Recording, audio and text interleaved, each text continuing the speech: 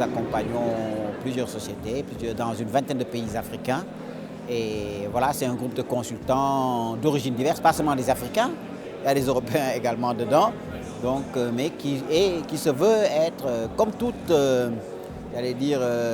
société de conseil, professionnelle jusqu'au bout des ongles, et qui essaie de faire un peu son pli dans certains types de métiers, et avec une spécificité qui est celle quand même d'être ancré sur le territoire africain, de connaître et d'être imprégné des réalités africaines, des difficultés, des obstacles, et qui contribue progressivement à les lever pour une meilleure gouvernance et également pour aider à la transformation des économies africaines.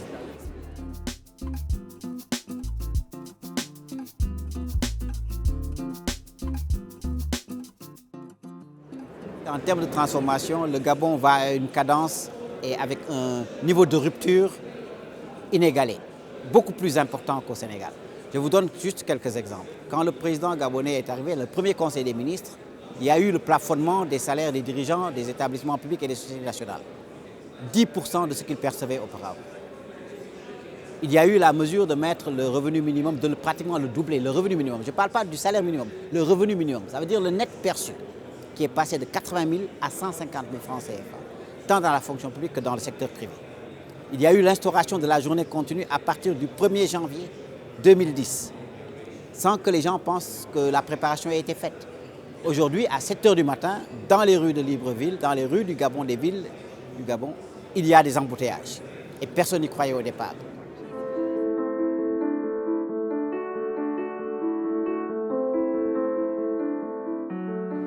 C'est l'Europe qui enfin ouvre de nouveaux yeux sur l'Afrique.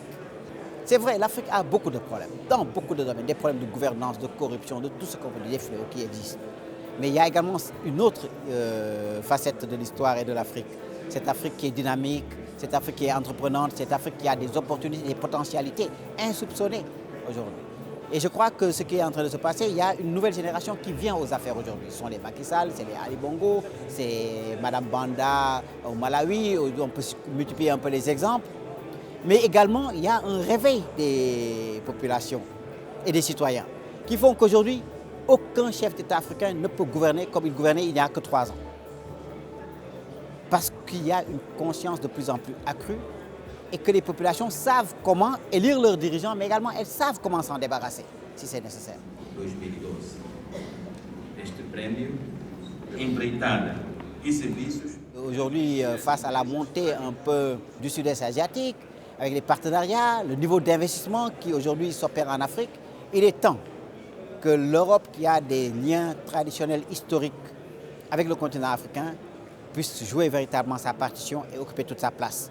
Et je suis très heureux de voir qu'aujourd'hui, contrairement aux autres éditions, il y a de nouvelles têtes, il y a de nouveaux discours, il y a de nouveaux dirigeants africains qui sont là, que le dialogue est en train de s'instaurer. Il faut le poursuivre davantage et je crois que tout le monde a intérêt à œuvrer dans ce sens.